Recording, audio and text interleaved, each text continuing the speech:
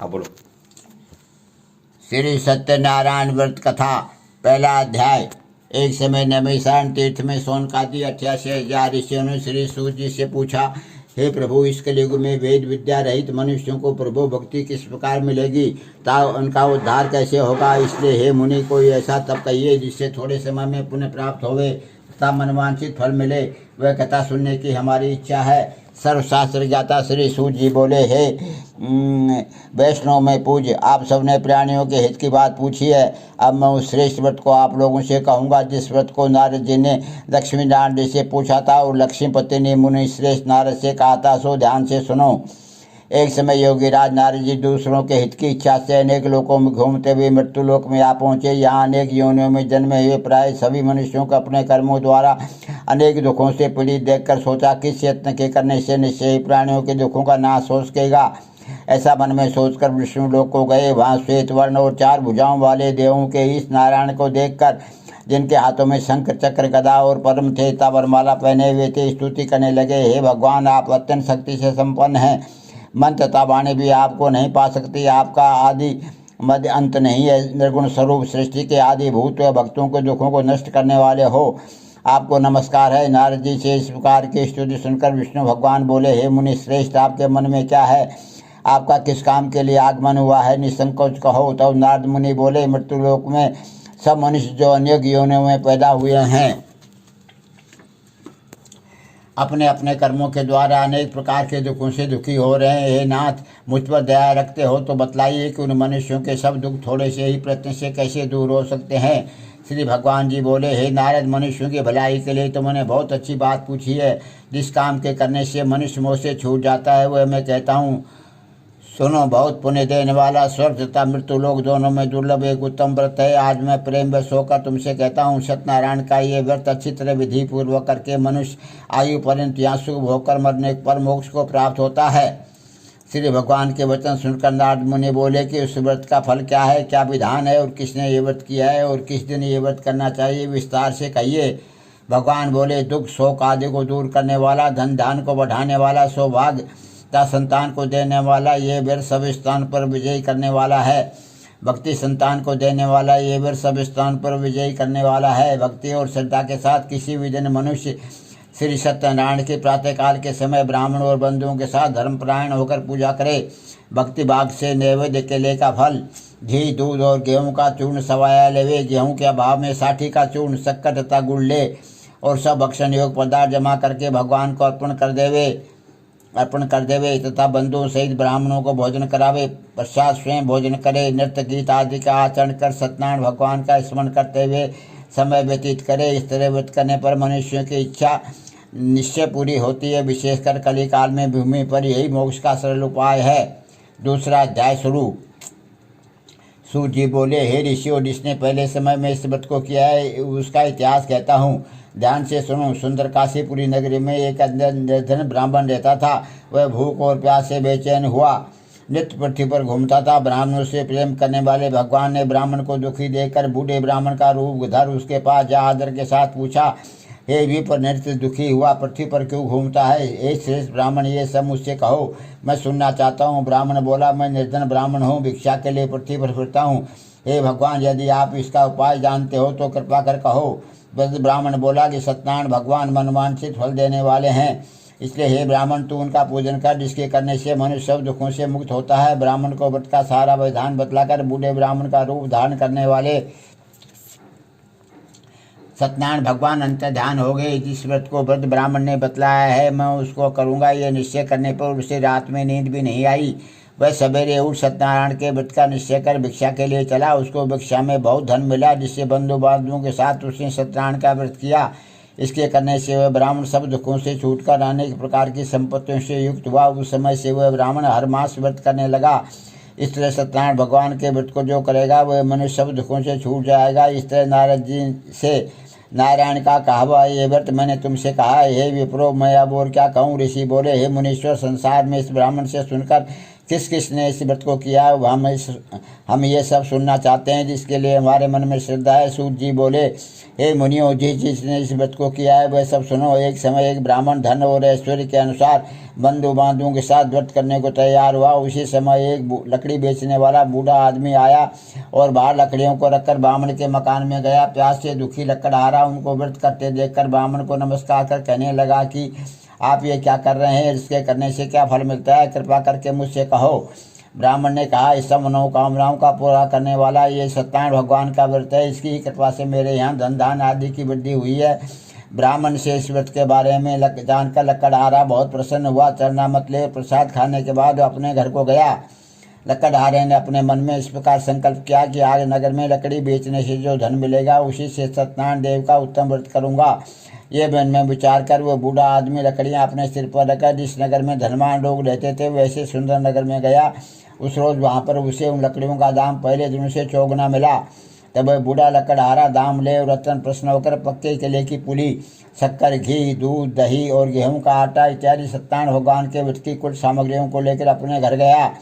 फिर उसने अपने भाइयों को बुलाकर विधि के साथ भगवान जी का पूजन और व्रत किया। उस व्रत के प्रभाव से बूढ़ा लकड़हारा धन पुत्र आदि से युक्त हुआ और संसार के समस्त सुख भोग कर वैकुंठ को चला गया। तीसरा अध्याय शुरू। सूत जी बोले, हे श्रेष्ठ मुनियों, अब आगे ही कथा कहता हूँ, सुनो। पहले समय में उल्का मुख नाम का एक बुद्धिमान राजा था। वह सत्य वक्ता और जितेंद्र था। प्रतिदिन देव स्थानों पर जाता तथा गरीबों को धन देकर उनके कष्ट दूर करता था। उसकी पत्नी कमल के समान मुख वाली और सती साध्वी थी। भद्रशिरा नदी के तट पर उन दोनों ने श्री सत्यनारायण का व्रत किया। उस समय में वहाँ एक साधु वैश्य आया। उसके पास व्यापार के लिए बहुत सा धन था। वह नाव को किनारे पर ठहरा कर राजा के पास आ गया और राजा को व्रत करते हुए देखकर विनय के साथ पूछने लगा, हे राजन, भक्ति युग चित्त से ये आप क्या कर रहे हैं? मेरी सुनने की इच्छा है, सो आप ये मुझे बताइए। राजा बोला, हे साधु, अपने बांधुओं के साथ पुत्रादि की प्राप्ति के लिए महाशक्तिवान सत्यनारायण भगवान का व्रत पूजन किया जा रहा है। राजा के वचन सुनकर साधु आदर से बोला, हे राजन, मुझसे इसका सब विधान कहो, मैं भी आपके कथनानुसार इस व्रत को करूँगा। मेरी भी कोई संतान नहीं है और इससे निश्चय ही होगी। राजा से सब विधान सुन व्यापार से निवृत्त हो वह आनंद के साथ घर गया। साधु ने अपने स्त्री से संतान देने वाले इस व्रत का समाचार सुनाया और कहा कि जब मेरी संतान होगी तब मैं इस व्रत को करूँगा। साधु ने ऐसे वचन अपनी स्त्री लीलावती से कहे। एक दिन उसकी स्त्री लीलावती पति के साथ आनंदित और सांसारिक धर्म में प्रवृत्त होकर सत्यनारायण भगवान की कृपा से गर्भवती हो गई तथा 10वें महीने में उसके सुंदर कन्या का जन्म हुआ। दिनों दिन वह इस तरह बढ़ने लगी जैसे शुक्ल पक्ष का चंद्रमा बढ़ता है। कन्या का नाम कलावती रखा गया। तब लीलावती ने मीठे शब्द में अपने पति से कहा कि जो आपने संकल्प किया था कि भगवान का व्रत करूँगा, अब आप उसे करिए। साधु बोला, हे प्रिय, इसके विवाह पर करूँगा। इस प्रकार अपने पत्नी को आश्वासन दे हुए नगर को गया। कलावती पुत्र गृह में वृद्धि को प्राप्त हो गई। साधु ने जब नगर में सखियों के साथ अपने पुत्री को देखा तो तुरंत दूत बुलाकर कहा कि पुत्री के वास्ते कोई सुखबर देख कर लाओ। साधु की आज्ञा पाकर दूत कंचन नगर पहुंचा और वहां पर बड़ी खोज कर देखभाल कर लड़की के लिए सुयोग वणिक पुत्र को ले आया। उस सुयोग लड़के को देखकर साधु ने अपने बंधु बांधव से ही प्रसन्नचित्त अपनी पुत्री का विवाह उसके साथ कर दिया। किंतु दुर्भाग्य से विवाह के समय भी इस व्रत को करना भूल गया। तब श्री भगवान क्रोधित हो गए और श्राप दिया कि तुम्हें दारुण दुख प्राप्त होगा। अपने कार्य में कुशल साधु बनिया जामाता सहित समुद्र के समीप स्थित रत्नपुर नगर में गया और वहां दोनों ससुर जमाई चंद्रकेतु राजा के उस नगर में व्यापार करने लगे। एक रोज भगवान सत्यनारायण की माया से प्रेरित कोई चोर राजा का धन चुराकर भागा जा रहा था, किंतु राजा के दूतों को आदर देखकर चोर ने घबराकर भागते हुए राजा के धन को वहीं चुपचाप रख दिया जहाँ वो ससुर जमाई ठहरे हुए थे। जब दूतों ने साधु वैश्य के पास राजा के धन को रखा देखा तो वो दोनों को बांध कर ले गए और प्रसन्नता से दौड़ते हुए राजा के समीप जाकर बोले, ये दो चोर हम पकड़ कर लाए हैं, कृपया आज्ञा दें। तब राजा की आज्ञा से उनको कठोर कारावास में डाल दिया और उनका सब धन छीन लिया। सत्यनारायण भगवान के श्राप द्वारा उनकी पत्नी भी घर पर बहुत दुखी हुई और घर पर जो धन रखा था चोर चुरा कर ले गए। शारीरिक और मानसिक पीड़िता, भूख प्यास से अति दुखित हो अन्न की चिंता में कलावती एक ब्राह्मण के घर गई। वहाँ उसने सत्यनारायण भगवान का व्रत होते देख फिर कथा सुनी तथा प्रसाद ग्रहण कर रात को घर आई। माता ने कलावती से कहा, हे पुत्री, अब तक कहाँ रही? वह तेरे मन में क्या है? कलावती बोली, हे माता, एक ब्राह्मण के घर श्री सत्यनारायण भगवान का व्रत देखा है। कन्या के वचन सुनकर लीलावती भगवान के पूजन की तैयारी करने लगी। लीलावती ने परिवार और बंधु श्री सत्यनारायण भगवान का पूजन किया और वर मांगा कि मेरे पति और दामाद शीघ्र आ जावें। साथ ही प्रार्थना की कि हम सबका अपराध क्षमा करो। सत्यनारायण भगवान इस वर से संतुष्ट हो गए और राजा चंद्रकेतु को सपन में दर्शन देकर कहा, हे राजन, दोनों वैश्यों को प्रातः ही छोड़ दो और उनका सब धन जो तुमने ग्रहण किया है दे दो, नहीं तो मैं तेरा धन राजपुत्रादि सब नष्ट कर दूंगा। राजा से ऐसे वचन कहकर भगवान अंतर्ध्यान हो गए। प्रातः क्या राजा चंद्रकेतु ने सभा में अपना स्वप्न सुनाया। फिर दोनों बड़े पुत्रों को कैद से मुक्त कर सभा में बुलाया। दोनों ने आते ही राजा को नमस्कार किया। राजा मीठे वचनों से बोला, हे महानुभाव, भावी विवश ऐसा कठिन दुख प्राप्त हुआ है, अब तुम्हें कोई भय नहीं है। ऐसा कहकर राजा ने उनको नए नए वस्त्राभूषण पहनाए तथा उनका जितना धन लिया था उसे दुगना धन देकर आदर से विदा किया। दोनों वैश्य अपने घर को चल दिए। चौथा अध्याय शुरू। सूत जी बोले, वैश्य ने मंगलाचार करके यात्रा आरंभ की और अपने नगर को चला। उनके थोड़ी दूर निकलने पर दंडी वेशधारी सत्यनारायण जी ने उनसे पूछा, हे साधु, तेरे नाम में क्या है? अभिमानी वणिक हंसता हुआ बोला, हे दंडी, आप क्यों पूछते हो? क्या धन लेने की इच्छा है? मेरे नाम में तो बेल और पत्ते भरे हैं। वैश्य का कठोर वचन सुनकर भगवान ने कहा, तुम्हारा वचन सत्य हो। दंडी ऐसा कहकर वहाँ से दूर चले गए और कुछ दूर जाकर समुद्र के किनारे बैठ गए। दंडी के जाने पर वैश्य ने नृत्य क्रिया करने के बाद नाव को ऊंची उठी देखकर अचंभा किया और राह में बेल पत्ते आदि देखकर मूर्छित हो जमीन पर गिर पड़ा। फिर मूर्छा खुलने पर अत्यंत शोक प्रकट करने लगा। तब उसका दामाद बोला कि आप शोक न करें, ये दंडी का श्राप है, अतः उनकी शरण में चलना चाहिए, तभी हमारी मनोकामना पूरी होगी। दामाद के वचन सुन कर साधु वणिक दंडी के पास पहुंचा और अत्यंत भक्ति भाव से नमस्कार के बोला, हे भगवान, आपकी माया से मोहित ब्रह्मा आदि भी आपके रूप को नहीं जानते, तब मैं अज्ञानी कैसे जान सकता हूँ? आप प्रसन्न होइए, मैं सामर्थ्य के अनुसार आपकी पूजा करूँगा। मेरी रक्षा करो और पहले के समान लोका में धन भर दो। उसके भक्तियुक्त वचन सुनकर भगवान प्रसन्न हो उसकी इच्छानुसार वर देकर अंतर्ध्यान हो गए। तब उन्होंने नाव पर आकर देखा कि नाव धन से परिपूर्ण है। फिर भगवान सत्यनारायण का पूजन कर साथियों सहित अपने नगर को चला। जब अपने नगर के निकट पहुंचा तब दूत को घर भेजा। दूत ने साधु के घर जा उसकी स्त्री को नमस्कार कर कहा कि साधु अपने दामाद सहित इस नगर के समीप आ गए हैं। ऐसा वचन सुन साधु की स्त्री ने बड़ी हर्ष के साथ सत्यदेव का पूजन कर पुत्री से कहा, मैं अपने पति के दर्शन को जाती हूँ, तू कार्य पूर्ण कर शीघ्र आना। माता के ऐसे वचन सुनकर कलावती प्रसाद छोड़कर पति के पास गई। प्रसाद की अवज्ञा के कारण सत्यदेव ने रुष्ट हो उसके पति को नाव सहित पानी में डुबो दिया। कलावती अपने पति को नहीं देखकर रोती हुई जमीन पर गिर गई। इस तरह नौका को डूबा हुआ था। कन्या को रोता देख साधु दुखी तो बोला, हे प्रभु, मुझसे या मेरे परिवार से जो भूल हुई है उससे क्षमा करो। उसके दीन वचन सुनकर सत्यदेव प्रसन्न हो गए और आकाशवाणी हुई, हे साधु, तेरी कन्या मेरे प्रसाद को छोड़कर आई है, इसलिए इसका पति अदृश्य हुआ है। यदि वह घर जाकर प्रसाद खाकर लौटे तो इसे पति अवश्य मिलेगा। ऐसी आकाशवाणी सुनकर कलावती ने घर पहुंचकर प्रसाद खाया, फिर आकर पति के दर्शन किए। तत्पश्चात साधु ने बंधु बांधु सहित सतीदेव का विधि पूर्वक पूजन किया। उस दिन से वह प्रत्येक पूर्णिमा को सत्यनारायण भगवान का पूजन एवं कथा करने लगा। फिर श्लोक का सुख होकर अंत में स्वर्गलोक को गया। 5वां अध्याय शुरू।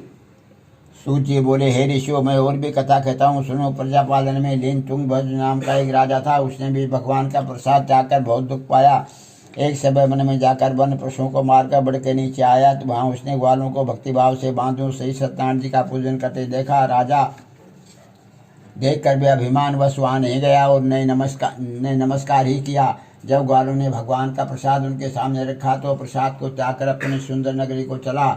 वहीं उसने अपना सब कुछ नष्ट पाया तो वह जान गया कि ये सब भगवान ने किया है। तब वह विश्वास कर ग्वालों के समीप गया और विधि पूर्वक पूजन का प्रसाद खाया तो सतीदेव की कृपा से पहले जैसा था वैसा ही हो गया। फिर दीर्घ काल तक सुख भोगकर अपने मरने पर स्वर्गलोक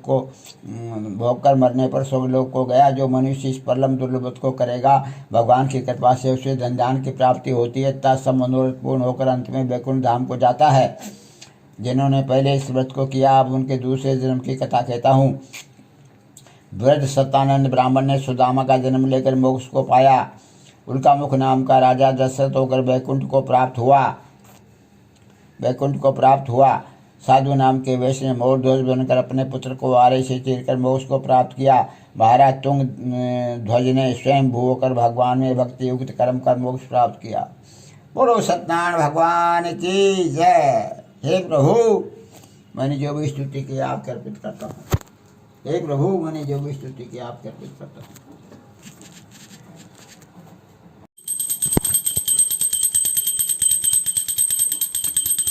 जय लक्ष्मी रमणा स्वामी, जय लक्ष्मी रमणा। सत्यनारायण स्वामी, सत्यनारायण स्वामी, जनपातक हरणा।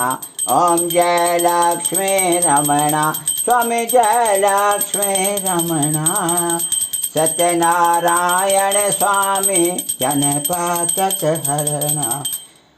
रतन जड़ित सिंहासन, अद्भुत छवि राजै। प्रभु अद्भुत छवि राजै। नारद करत निराजन, नारद करत निराजन, घंटा ध्वनि बाजै। ओम जय लक्ष्मी रमणा। प्रगट भये कलि कारण, तुझको दरस दियो प्रभु, तुझको दरस दियो। बूढ़ो ब्राह्मण बनकर, बूढ़ो ब्राह्मण बनकर, कंचन महल कियो। ओम जय लक्ष्मी रमणा स्वामी, जय लक्ष्मी रमणा। सत्यनारायण स्वामी, जनपातक हरणा। ओम जय लक्ष्मी रमणा। दुर्बल भील कठारो, इन पर कृपा करी प्रभु, इन पर कृपा करी। चंद्रचूड़ एक राजा, चंद्रचूड़ एक राजा, जिनके विपत्ति हरी। ओम जय लक्ष्मी रमणा स्वामी, जय लक्ष्मी रमणा। सत्यनारायण स्वामी, जनपातक हरणा। ओम जय लक्ष्मी रमणा। वैश्य मनोरथ पायो, श्रद्धा तज दीनी प्रभु, श्रद्धा तज दीनी। सौफल भोग्यो प्रभु जी, सौफल भोग्यो प्रभु जी, फिर ये स्तुति कीनी। ओम जय लक्ष्मी रमणा स्वामी, जय लक्ष्मी रमणा। सत्यनारायण स्वामी, जनपातक हरणा। ओम जय लक्ष्मी रमणा। भाव भक्ति के कारण, छिन छिन रूप धरो, छिन छिन रूप धरो। श्रद्धा धारण कीनी, श्रद्धा धारण कीनी, तिनको काज सर्यो। ओम जय लक्ष्मी रमणा स्वामी, जय लक्ष्मी रमणा। सत्यनारायण स्वामी, जनपातक हरणा। ओम जय लक्ष्मी रमणा। ग्वाल बाल संग राजा, वन में भक्ति करी प्रभु, वन में भक्ति करी। मन वांछित फल देनो, मन वांछित फल देनो, दीन दयाल हरि। ओम जय लक्ष्मी रमणा स्वामी, जय लक्ष्मी रमणा। सत्यनारायण स्वामी, जनपातक हरणा। ओम जय लक्ष्मी रमणा। चढ़त प्रसाद सवाया, कदली फल मेवा प्रभु, कदली फल मेवा। धूप दीप तुलसी से, धूप दीप तुलसी से, राजी सतदेवा। ओम जय लक्ष्मी रमणा स्वामी, जय लक्ष्मी रमणा। सत्यनारायण स्वामी, जनपातक हरणा। ओम जय लक्ष्मी रमणा। श्री सत्यनारायण जी की आरती जो कोई नर गावे प्रभु, जो कोई नर गावे। कहत शिवानंद स्वामी, कहत शिवानंद स्वामी, मन वांछित फल पावे। ओम जय लक्ष्मी रमणा स्वामी जय लक्ष्मी रमणा। सत्यनारायण स्वामी सत्यनारायण स्वामी जन पातक हरणा। ओम जय लक्ष्मी रमणा। बोलो सत्यनारायण भगवान की जय। हे प्रभु कृपा करो कृपा करो कृपा करो कृपा करो कृपा करो कृपा करो। गलती माफ करो गलती माफ करो गलती माफ करो गलती माफ करो।